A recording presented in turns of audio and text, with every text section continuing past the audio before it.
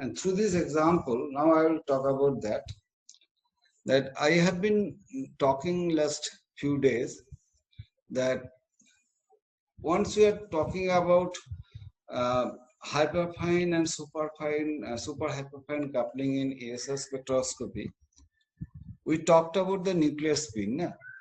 And we know the nuclear spin depends on quadrupole moment, all sort of things, etc. But fortunately, all the values are available in the literature. You need not to figure it out what is the nuclear spin of copper of this, the 3/2, which is known in the literature for all element values are known. People have already done the job for us, so we need not to go. But that's a difficult process to calculate or to figure out the I value. But anyway, now we know for most of the atoms you have isotopes. Now these isotopes, normally we do not take into them very seriously, but under certain circumstances we have no options, we have to take them seriously, and you will see that mass difference is there always in the isotopes, 1 unit. And in the mass spectrometry, once you do it, you will see that it is being very nicely reflected, okay, that isotopic pattern, etc. But here we are not dealing only the isotopes, we are dealing with the 2-3 factors associated with isotopes. What are those factors? One factor is their natural abundances. Now what happens, you will see 0.01% natural abundance, 0.1% natural abundance, 1% natural abundance, like carbon-13. We don't take that very seriously, and mostly they are not very stable situation. Okay, but if it happens that sizable amount of natural abundances of many isotopes for a particular atom there, then we have to be very careful. Now, depending on what spectroscopic technique you are choosing, their requirements are different. For ESR wise, the two requirements are there. For mass wise, only the natural abundance quantum is important. For ESR wise, the natural abundance quantum is important. On top of that, your nuclear spin is also important, which is not because is a nuclear interaction is there with the electronic interaction, which is not necessary for mass spectrometry, right?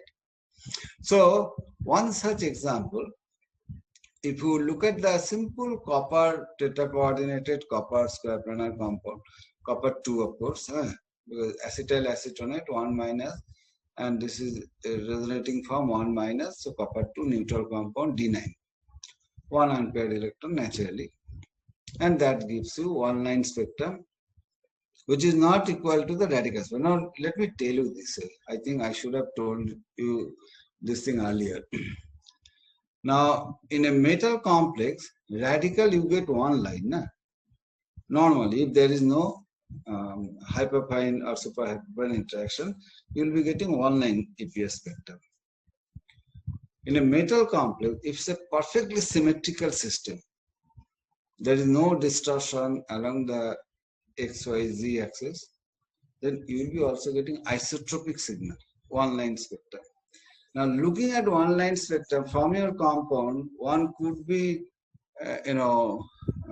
misinterpreted or could be confused whether it's a metal based or ligand. If you know your molecule, sometimes what happens, the segregation between metal and ligand takes place, the bond rupturing takes place. Then the EPR response what we would be getting could be, who knows, could be one radical response.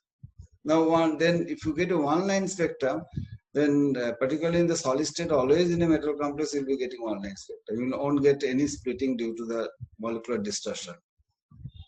Then is it appearing due to metal or due to ligand or radical? How do you differentiate it? Yes, remember the ESR line width is very important to distinguish between metal and ligand. For example, line width means that difference in magnetic field between the two peaks. Okay, so you can extend one line along this, maximum, and another line along this maximum, and then the difference between the two maxima, that is your line width. Now, if it is a free radical, you will be getting always very sharp, 2 to 10 Gauss, roughly. The line maximum 2 to 10 Gauss. But for a metal complex, even if you get one line due to the lack of any anisotropy, but the gap would be 40 to 100 to 100. So that if you, but again, one could argue, visually you cannot differentiate, because if you squeeze the scale along the x-axis, then one broad spectrum would be looking sharper, or one sharp spectrum, if you expand the x-axis, that would be looking broader. Okay. So by looking wise, you cannot differentiate. You have to calculate the peak-to-peak separation up and down. Then it doesn't matter whether you are plotting in a squeeze fashion or in an expansion fashion, expanded fashion, right? So if you have that peak-to-peak separation, and that would tell you that whether it is a ligand-based or metal-based or not. Remember that point. So that you cannot be confused ever in life.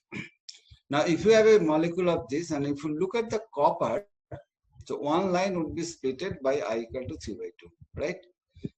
Okay, so all of you know that copper having I equal to 3 by 2, and which is a large percentage. Large percentage means if we combine these two isotopes, is almost 100%, right? So there is no question of missing copper hyperfine coupling. We are not considering any super hyperfine, because here oxygen, carbon, they cannot take part, hydrogen is far away, etc. But again, if we record the spectrum of this compound, where there is no tetragonal distortion, you will be getting 4 lines, right? Now, if you carefully look at these 4 lines, then the 2 extreme lines, you will be getting a kind of folded line. That means there are 2 lines which are coupled together. Here it is rather clearer, right?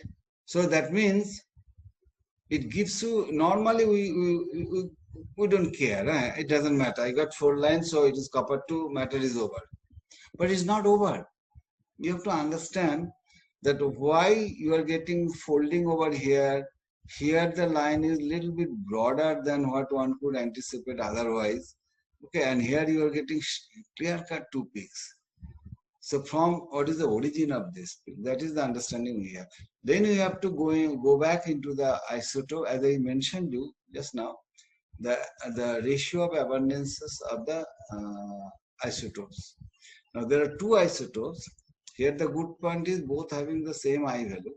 So normally we don't distinguish, but if necessary, if you have a situation like this, then one is 70%, other is a 30%, almost, or say 1:2 ratio.